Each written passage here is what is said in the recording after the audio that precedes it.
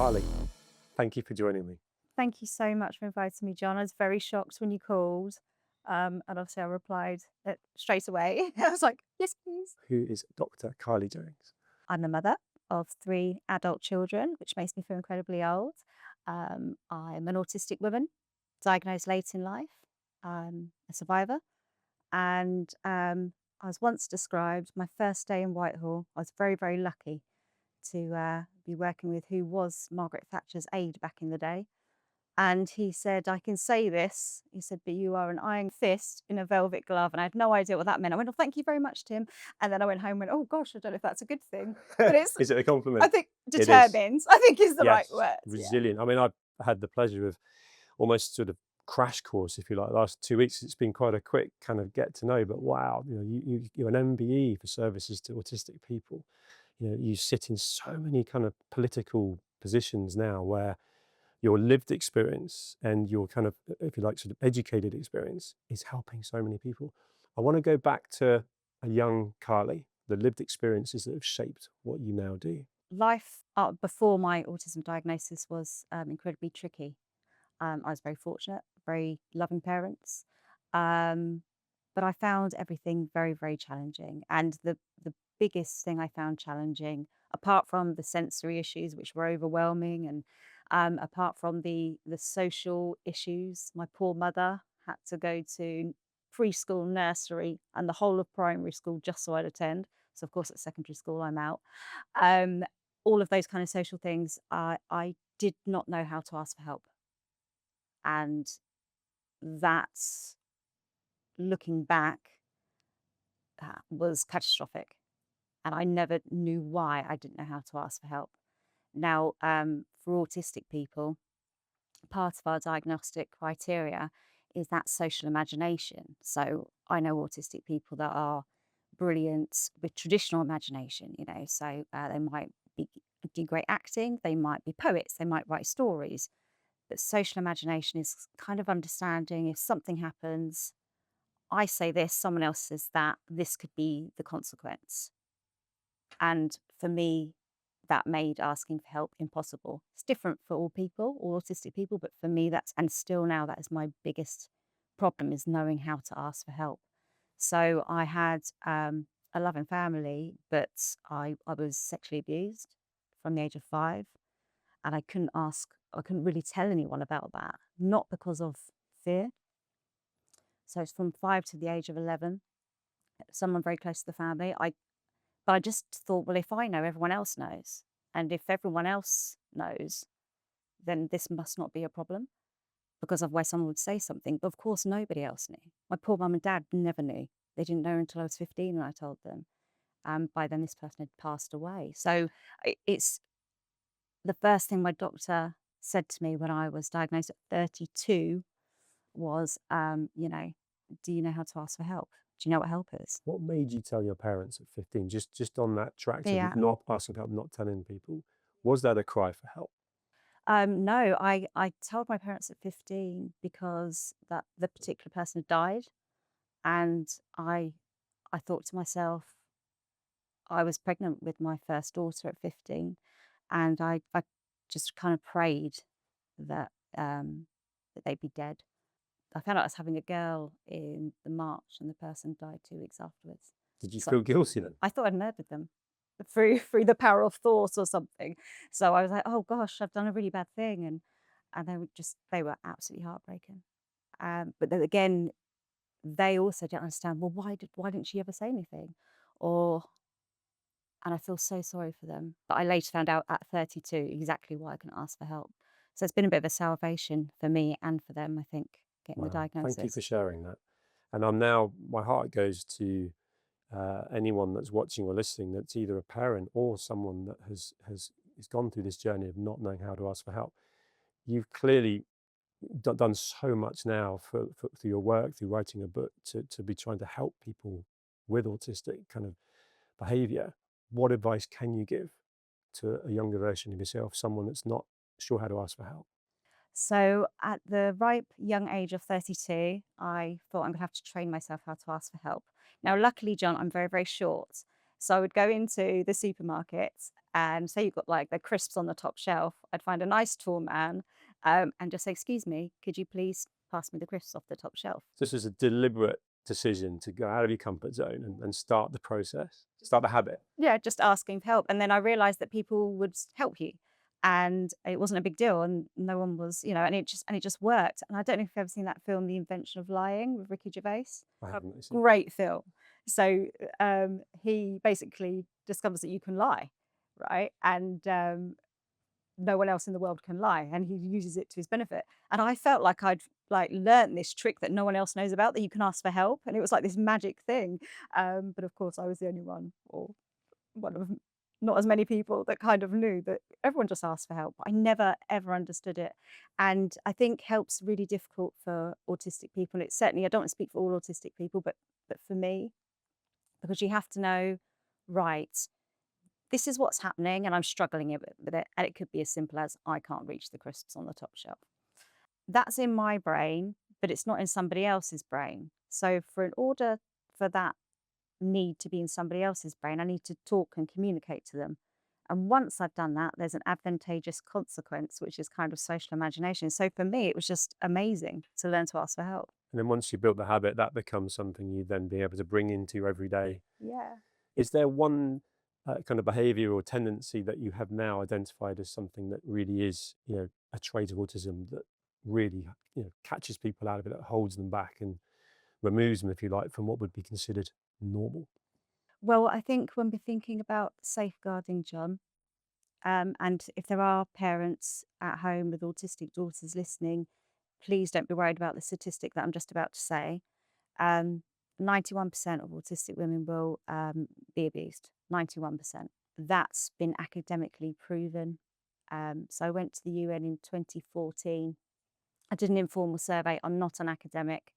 And by informal, I mean I asked people on Facebook with a survey monkey and Twitter and all of that kind of stuff. And I asked them the question, if you're autistic, have you encountered abuse? And it came back at 91%. I was like, that's really high. But that's what, the survey says. I'll go to the UN and I'll raise it. Can I clarify abuse? So I mean, you Yeah. were sexually abused. I mean, Yeah. you're talking about bullying. You're talking about what in terms of just clarifying abuse. That was just in any form for that particular very, very amateur survey I did. But Um, ultimately, it's taken advantage of. yeah.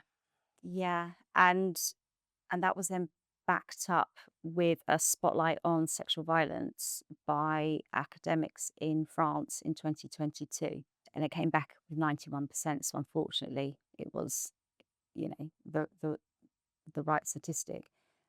But the plus side to that, which hasn't yet been proven in academia, but that survey I did in 2014, I also asked, after diagnosis or being aware that you're autistic, um, and asked two questions with it, was have you encountered abuse or have you been able to report it? So those two stats together, it was 73% said after the autism diagnosis, they either didn't experience abuse or were able to report it. So if anyone's listening and they know their daughter's autistic and they're doing great things by listening to podcasts, watching shows, reading up about autism, you've probably got your child in that 73% category just by knowing. It's the not knowing, it's the hidden in plain sight. That's the biggest struggle with it. So I hope that gives some reassurance. Definitely. Thank you for explaining that. So your journey, that this lived experience, which clearly, in just what you told me in this conversation, is shaping you to be the resilient, sort of driven person that you are. Take me through that journey from 15 years old onwards Yeah. to 32, which of course involves being a mother, and I know that's a key part of this.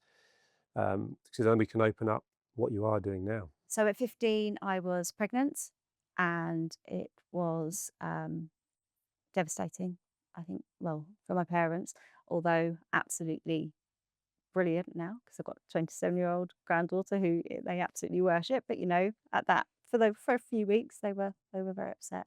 I went into local authority slash Catholic church. So our local authority back then in the 90s, well, I've been in the 90s. they had these things, Catholic mother and baby homes in the local authority area. They're really not good places. And I didn't want, there was other girls in there which I got on with. Sometimes we did, sometimes we didn't. We're all kids. There's no adults in them. They pop in maybe twice a week for 5 minutes, and that's it. And you're just left to get on with it. So you've got this house full of four very vulnerable girls with their babies just trying to survive. It's horrendous. You know, sometimes they'll running toilets, and there's one toilet between eight of us. The toilets wouldn't work. Sometimes for, I think the longest time was 6 days, and I walked to the council and told them, and yeah, it was just it was horrendous, That uh, sounds the head world. dirty. It was, yeah, dirty, horrible places. And I thought, I don't want my little girl growing up in this. So I worked 3 jobs. I would work. I did an MVQ in a legal company, and my only job there, that was kind of 9 to 5. My only role there was essentially to do the shredding, but of course, I didn't know. I've got black and white thinking. And so I could see all the contracts and I could go, oh, well, that one, I can see why this one's not going to work. It's not watertight. It's ambiguous because it's almost as if the grey areas were coming out at me highlighted. And I'm so glad I did my MVQ there because it's really helped me. I would not be able to do policy if it wasn't the fact that they're like, oh, teenage mum put her in the shredding room for 2 years on end. Oh, well, it should have been 2 years. I completed it in 5 months. Brilliant. But for 5 months on end. But I still would have been in there. And I actually bumped into one of the really nice guys a couple of years later, one of the lawyers there. Oh, you're in WH Smith. And said, oh, that shredding's really, really piling up. And I said, still making loads of mistakes then. And I remember thinking, oh, that was a bit Yeah, harsh. I just literally did that. Oh. But he saw the funny side. And yeah, so I did that. And then after work, I would pick up my daughter and then I'd do Avon. Avon's calling. And I only had one customer. And these customers were a little old couple, and they lived in a little bungalow near the mother and baby hostel. And they would just always invite me in, and then they'd give us tea and cake and order everything off of Avon. And I don't back then I thought she really likes Avon, but I could think that she just saw that I was like 6 stone and exhausted, and I don't think she likes Avon at all. Yeah, She was looking a out for you. very good soul. And then I danced in nightclubs, which I shouldn't have done because I was kind of 16, 17. And I danced in nightclubs in the week. And Proper grafter. well, yeah, and it was, I mean, that just about paid the childcare. I think I used to have £1.25 a day left after food, nappies, bus fares, childcare, and rent. You have to pay rent in the homeless hospitals if you're working. So I mean, you kept that work ethic going, right? You know, if anyone Googles you with intrigue watching and listening to this, they'll see just how many awards and sort of things you've achieved and done. But the link to autism was through diagnosis with your children. yes, it was. So my parents did, at 14, they did take me to see a psychiatrist. Like, she's really not coping with bright light. She's absconding from school, and she wants to spend a lot of time in the room, lights off, sometimes for days. And they said, oh, we think that she's just like very, very lazy. So my diagnosis was lazy, which is ridiculous. And then later on, when the girls were diagnosed, I tried to look for stuff. This is kind of 2007-ish, 2008, and everywhere I went, every book was written for boys, autistic boys. Every parenting group or parenting course, everyone had autistic sons. I was like, what's going on here? So I put on my FBI glasses. And I thought, right, let's get on the internet as us mums do. And there was a bit out there, not much, but a bit about autistic women and girls. And what I read up, I was like, it's my whole life explained, which was a huge relief. I can remember texting my mum going, Mum, you know the girls are autistic? And she said, yeah. And I said, I think I am too. She was like, that's nice, dear. Would you like to come around for tea? I think she knew there just wasn't a No name for shock. it. Yeah. She was like, how lovely. But to know changes it. I mean, I've recently been diagnosed with ADHD. We had this chat Yeah. off camera. And so no one was shocked. Yeah. No one was surprised. But it allowed me to reflect. It allowed me to process things where things made sense and things that, like you said earlier in this chat, actually, things that you just assumed everyone else did or everyone else thought, you start to have that whole compartmentalization of like, oh gosh, maybe this is just me. And I think one of the things that I've got so much respect for you is there's clearly a lot of pain, trauma, literally abuse that manifests into probably mental health, which would have got you to that sort of age of 32 for you to then look at how can I now stop other people go through this? What can I do to change it? And I want to open that up. What has changed from the minute you started sort of plotting and campaigning and wanting to make a difference? And the separate question would be what still needs to change? It was the fear that started that. So after that relief of, oh, suddenly things make sense. I'm not a bad character, or this wasn't my fault, or um, this explains everything. So you're Um, kinder to yourself. Much kinder. But then the kind of aftertaste to that is looking at my girls and other girls like my girls, and I thought, oh gosh, if everything, all the vulnerabilities I've experienced, if that is likely due to, I mean, well, first of all, perpetrators. If there are no perpetrators in the world, there wouldn't be any abuse, full stop. So it's not the autistic person's fault, but it's what gave me hurdles in being able to get support and ask for help. If it's because of this word called autism, does that mean that my girls and other girls like my girls are going to have the same trajectory? And I don't think there's a stronger mix than fear and love. And when you got fear and love combined, it was just, that's it. That's what I'm going to do. And I was kind of 25, 26 at the time. I thought I'd do this for a year. I'll get it sorted. 43 now and still here. I'll be sat here at 83 going, we still got more to do, John. But, and it was just, that's it. And it just lit a fire and a flame and it You hasn't can gone feel out. that. Yeah. Proper purpose and passion. And I'm interested, back to that kind of what have you managed what can you almost feel be proud of? And I know how humble you are. I mean, you probably almost flinch at that word, but they're as a woman, the finding out about, going back to that sort of 2007 time when you're realizing everything about autism was talked about from a boy's point of view. You've got that whole prejudice, if you like, to come through as a woman with autism, let alone a kind of almost a blanket prejudice of women in position and power, if you like, not really being role models. So have you had to battle through glass ceilings to achieve what you've done? Definitely, and actually that was, from both sides of the genders. There would be, male psychiatrists, male psychologists, some of them very well known, who would, be like, "Absolutely not, this must be a mental health condition." So autistic men could be diagnosed, um, as being autistic if they didn't have an additional learning disability, but back then, it was very rare for women to be diagnosed as autistic and unless they had an additional learning disability, so it was real misogyny. Wasn't that long ago either, right? No, no, we're talking, yeah, not that long ago, 15, 20 years, not long ago. Yeah. So many adults watching this now, this will resonate. Absolutely, and I think there'll be a lot of people that might have been guessed kind of having those kind of thoughts in their head. Could it be this? Could it be that? And this is why we're seeing so many more women come through for a diagnosis because they're not all kind of 10, 15, 20. They're 40, 50, 60, and older. So that was very challenging. There'd be a lot of times where people would, when I was kind of campaigning, they'd say, she's just in this for attention. She must have kind of like BPD, or she must be bipolar, or she must be, and it was as almost that, and but actually in a way that's, which I'm not, I've been tested. And if I was, I wouldn't be ashamed. It was really a good way to show exactly what autistic women go through when they're going into the clinician's room. I mean, it's much easier to go, oh, we think it's this, take some medication, and it's not. The misdiagnosis was, and still is vast for autistic women and girls. It was very, very challenging. People could be quite cruel, or she just got a learning disability as well, would be another one. I mean, I can't add numbers, but I've got a calculator, so it was really, really tough. People just didn't believe it.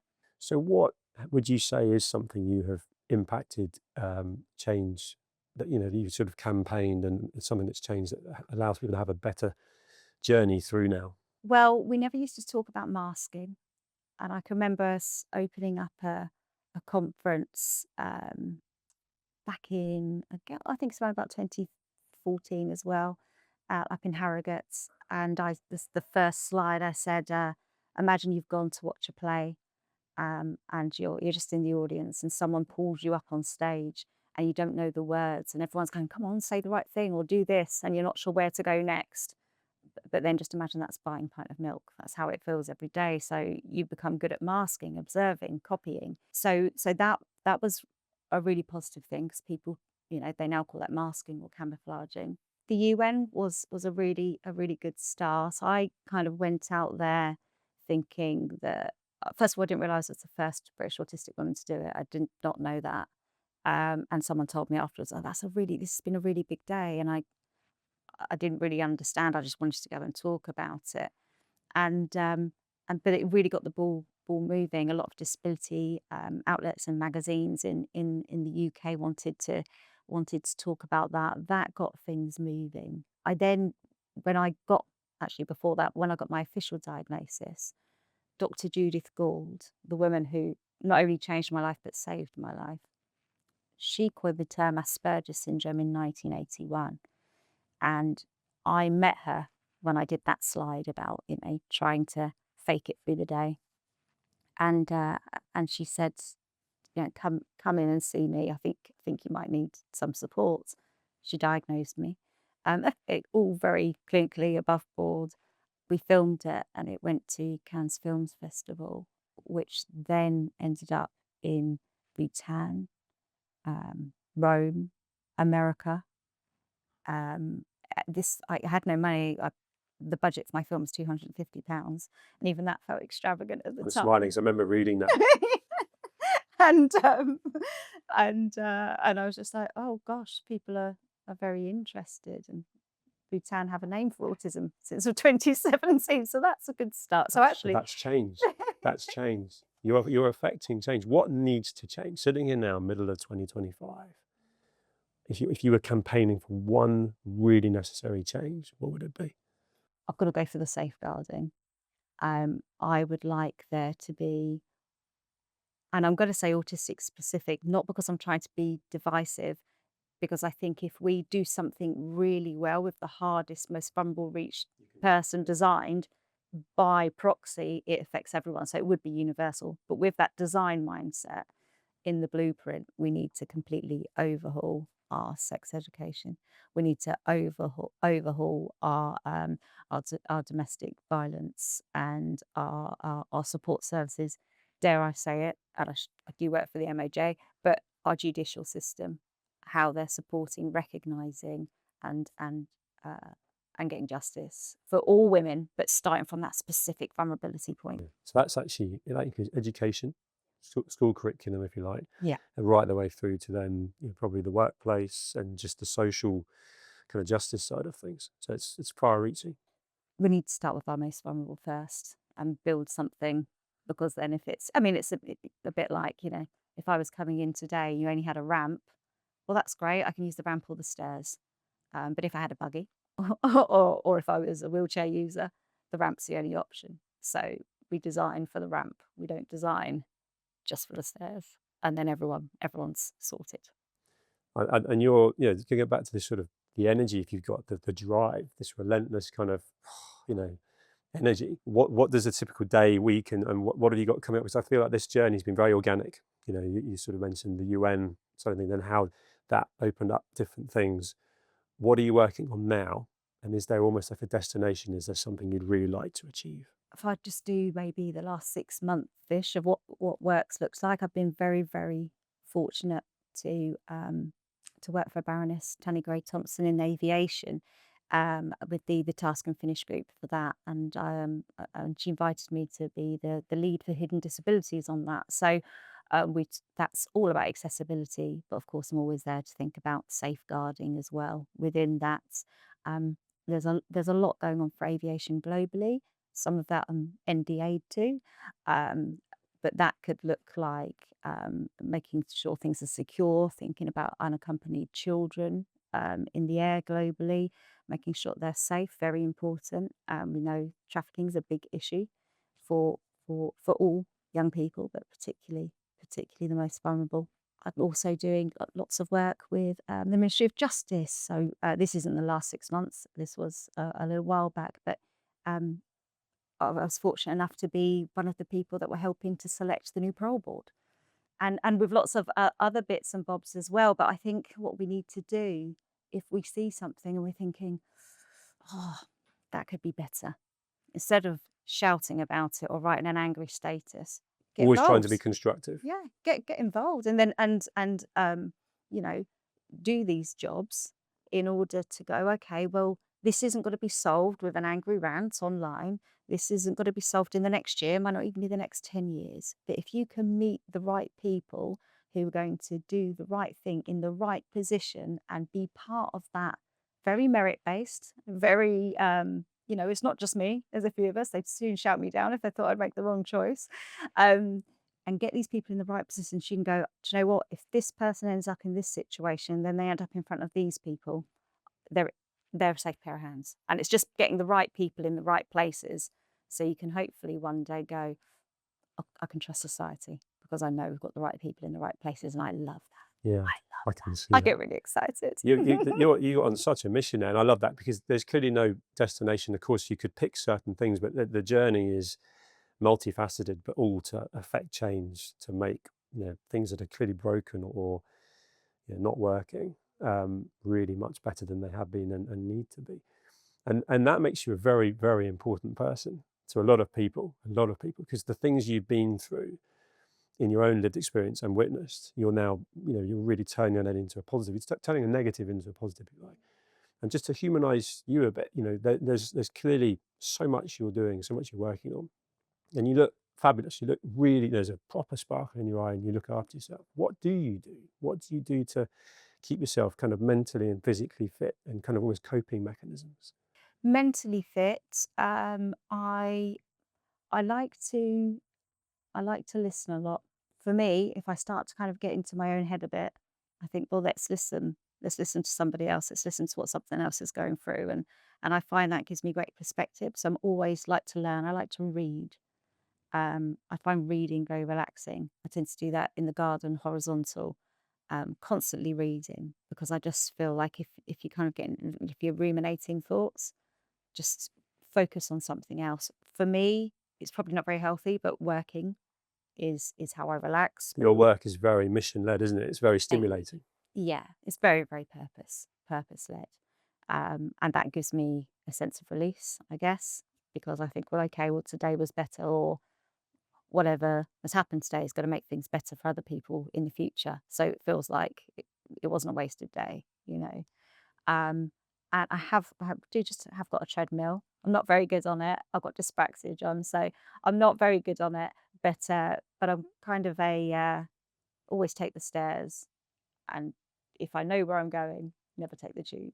And because I'm always busy here, then and always say yes. Someone says in-person meeting, yes, please, because I know I'm gonna be getting loads of steps in. So it's just little things like that kind of keep me as healthy as possible. Well, I know how busy you are. And then I'm just so grateful you made time to come and talk with me today. It's a conversation that I've been looking forward to. I've so enjoyed. I don't want it to end, but we've Done run half out an of hour time. I already. know. Thank you so much, John, for No, having thank me. you. I mean, I love learning too. I love listening. So, it's been a pleasure and a privilege for me to listen to you and learn from you today. So thank you.